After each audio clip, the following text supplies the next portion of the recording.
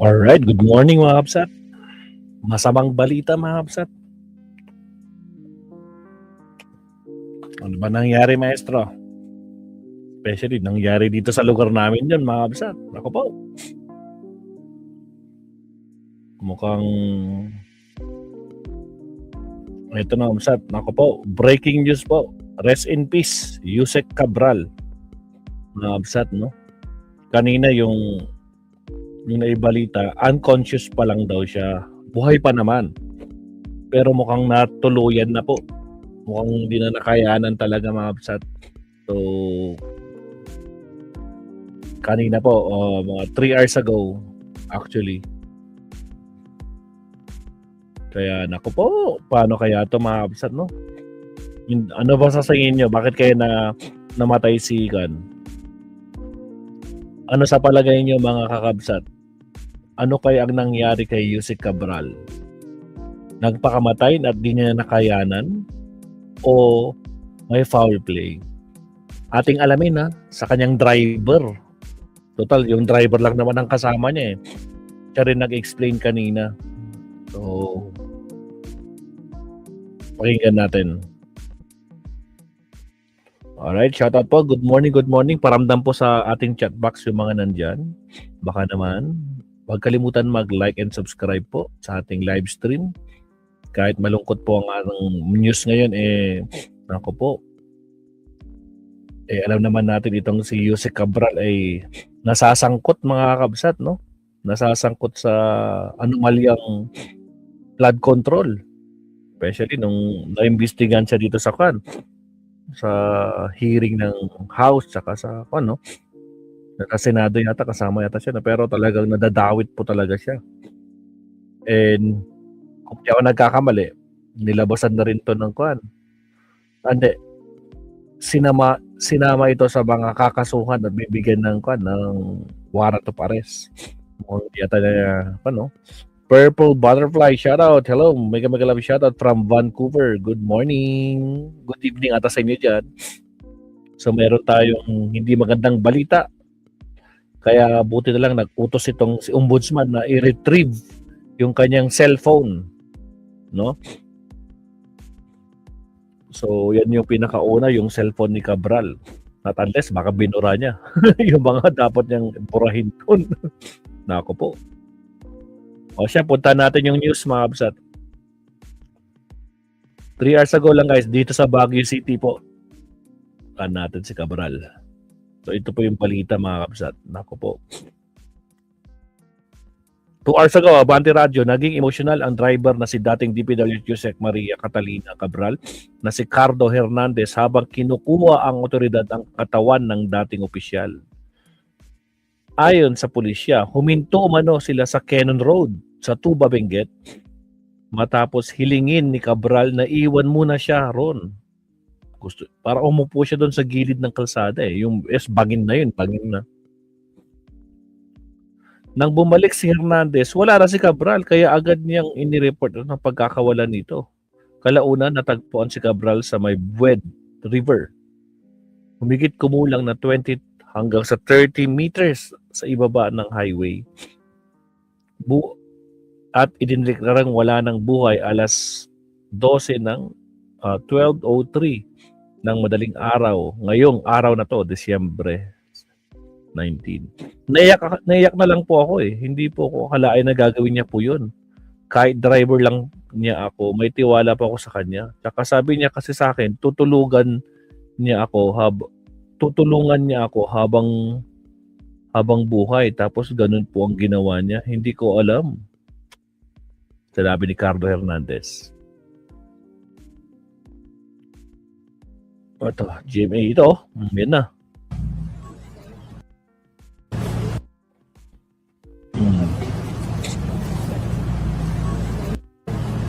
Binalot ng kulay gold na parang foil ata to. Natin Natagpang pulis to ex-DPWH Cabral. Her remains have been recovered 12:30 a.m. along Cannon Road.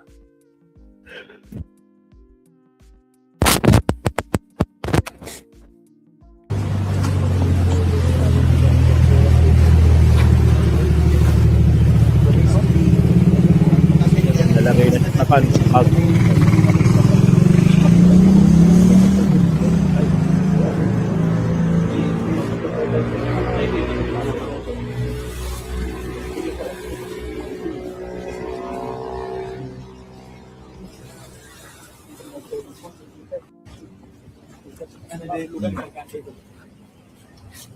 Ma'am. Ma'am.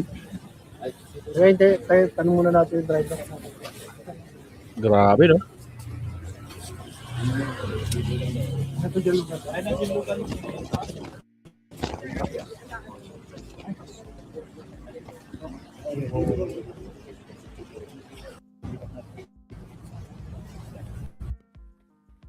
So, yun mga kapsat.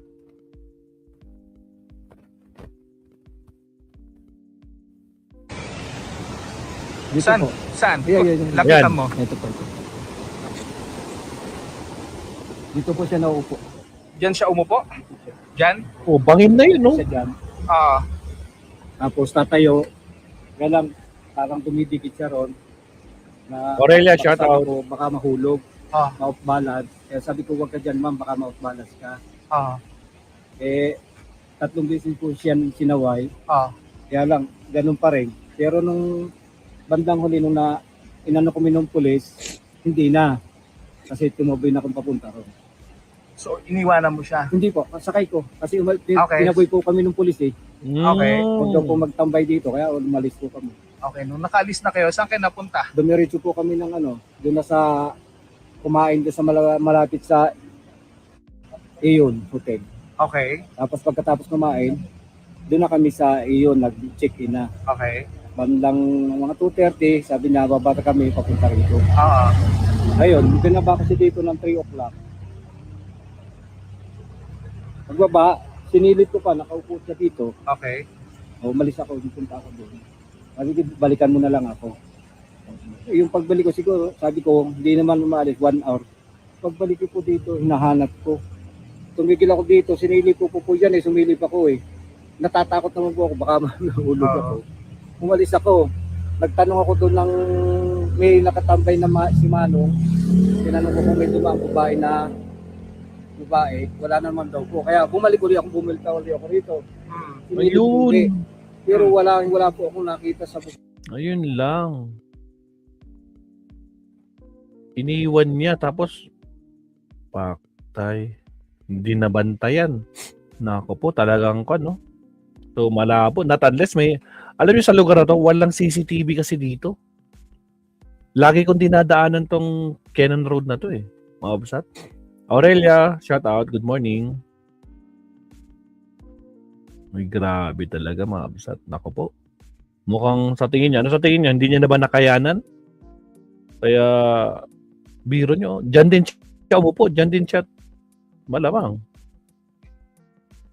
Pero hintayin natin kung ano magiging resulta ng kanyang autopsy. Malamang i-autopsy yan. Pero ayon sa driver, iniwan niya. Di ba?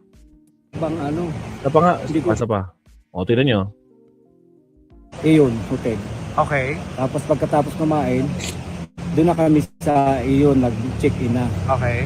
Bandang mga 2:30, sabi na babata kami papunta rito. Ah, Ayun, binaba kasi dito ng 2:30, baba na daw sila. Papunta dyan. 3 o'clock. Pagbaba, sinilip ko pa, nakaupo siya dito. okay. Umalis ako, punta ako doon. Sabi ko, balikan mo na lang ako. Sinabi, balikan na lang siya. Sabi ko, hindi naman umalis, 1 hour. Pagbalik ko po dito, hinahanap ko. Tumigil ako dito, sinilip ko po yan eh, sumilip ako eh. Natatakot naman po ako, baka mahulog ako. Umalis ako, nagtanong ako doon ng may nakatambay na si Manong. Tinanong ko kung may dumang babae, wala naman daw po. Kaya bumalik ulit ako, bumilta ulit ako rito. Sinilip ko ulit. Pero wala po akong nakita sa bubang hindi ko po nakita. Ayun, bumalik na ulit ako ng hotel, Ah, tatanungin ko sa hotel kung pumunta. anong oras yun? Ano na po yun, na pasado 5:00 na. Okay. Eh pagdating ko doon, wala pa Wala. daw po. Eh di bumalik ulit ako papunta rito. Sinuyot ko ulit papunta rito. So, 2:00, 3:00. Binalikan niya 3:00, wala. Bumalik siya sa hotel, 5:00 na. Sinabi ng hotel, wala daw doon. So bumalik siya dito. Tinignan ko dito. Kasi sa baka ako nagtambay-tambay ng wala po. Doon ako nagpunta na ako sa pulis para magpatulo kasi wala po akong flashlight para makita yung mapa. Ayun na po, yung pagsilip dito galit namin, na-flashlight din na doon nakakita ako dito sa baba. Agoy. Dito Saan? po, Grabe, no? Sad. My goodness. Oh, kaninang alakwan pa breaking news lang to, no? Ombudsman, ito sabi ng Ombudsman. Update on Ombudsman has instructed the authorities in Benguet to take custody and to preserve the gadget of former DPWH Undersecretary Cabral following report that she was found unconscious from an alleged fall near the Bued Bridge in Tuba, Benguet. Assistant Ombudsman Miko Clavaño says, pinaparetrieve mga sat. Pero pag bibisita natin ito, Yusek Cabral. Tingnan natin.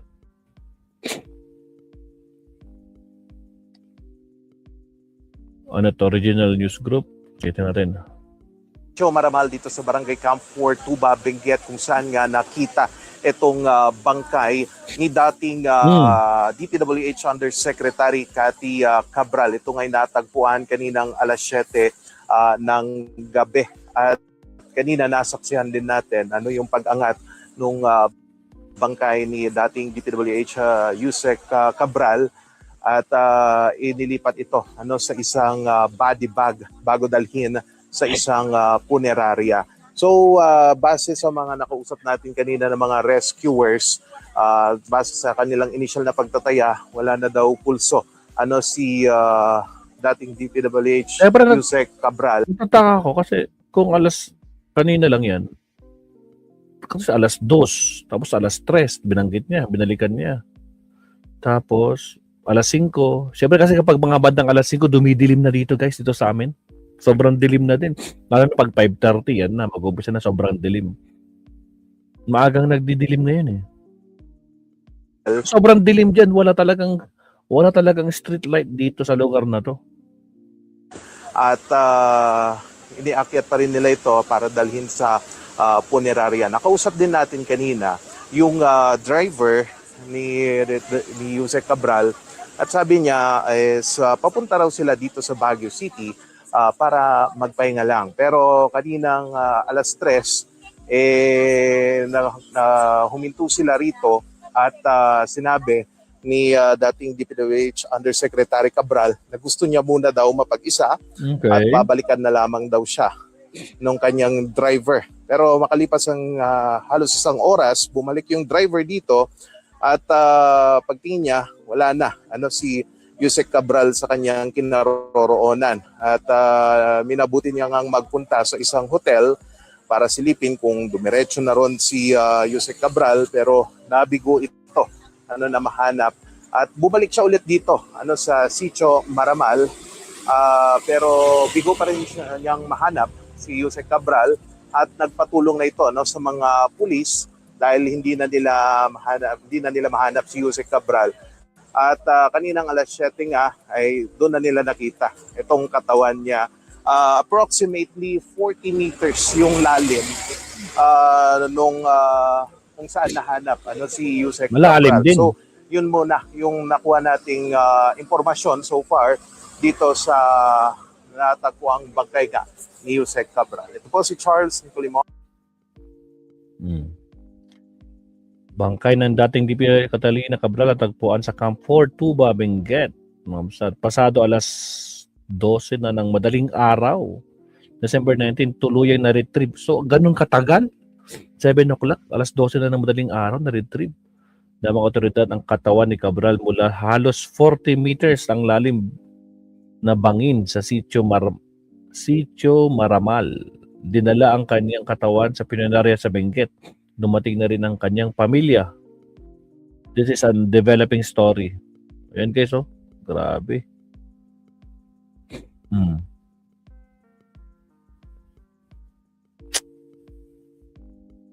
Grabe. So nalulungkot tayo pero naku mga kabsat, no, alam naman natin na talaga nasasangkot tong sa sa ba dito.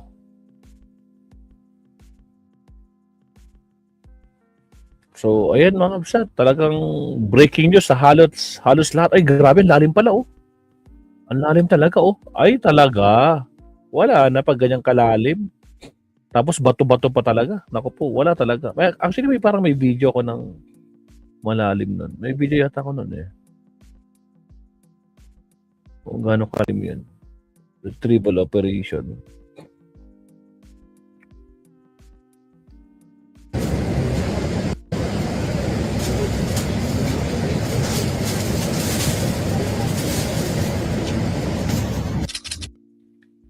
Lalim niya, no?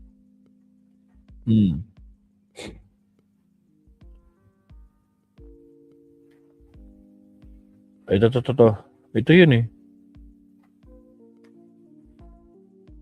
Sa billionaire ito.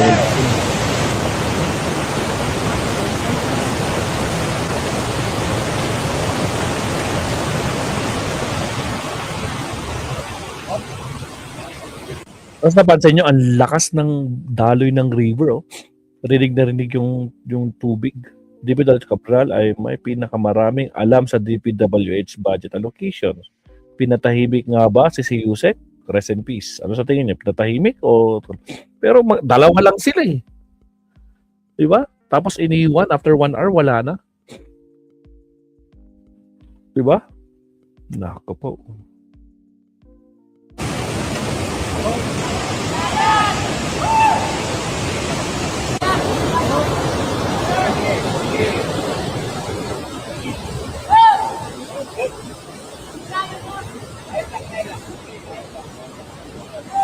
Shout out Roger Romero. Napansin nyo rin sa lalim mo.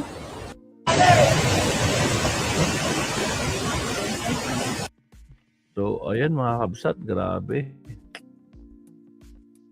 So, breaking news po, left and right po ng mga ating mga news outlet. Talagang, kanina, lang po to. Unconscious, pero sa tagal nun. Grabe. So, rest in peace dito kay Yusek Cabral, no? Mukhang hindi niya na mapapanagutan yung kanyang pagkaka-involved. Actually, palabas na yung nito eh. Yung warrant of arrest niya eh. Kasama siya sa mga kinasuhan eh. Kaya nako po, rest in peace. Sana, tingnan natin ano magiging magiging next chapter nito. Anong magiging susunod na kabanata. Malalaman natin sa kanilang investigasyon. So, ang pinaka-last talaga pwedeng makonito bigay itong kanyang driver, which is yun nga. Iniwan niya eh. Dapat hindi rin niya iniwan. Wala na. But anyway, Mabsat, so yan po. Yan po ang ating topic for today, mga Mabsat, na si Yusek Cabral talagang na po. Bibigay. May nakita akong pero check natin kung baka anong masasabi dito ni attorney. May nakita ako na kay attorney Rene. Parang nasilip ko lang Attorney Rene. So, based sa ating kano kaya nangyari kayo sa Cabral, ang nagsabi, nagpakamatay yan, di na nakayanan. 43%. May foul play daw. 57%. Abo. Yung mga viewers natin, mas naniniwala may foul play daw. Pero ako, I don't believe na may foul play dyan. Kasi nga, madilim kasi yan eh. Tsaka, basta, yan. Lagi na kaya Rene Bueno. Kaya ano masasabi ni Attorney Rene dito? Nakita ko kay Attorney Rene ito kanina. Former DPW yan, Yusek Cabral. Sige. Pasok, Attorney. Anong sasabihin ni Attorney dito kay Yusek Cabral?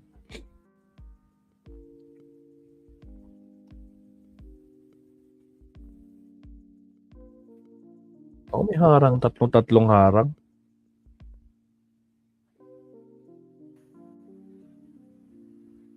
Alright.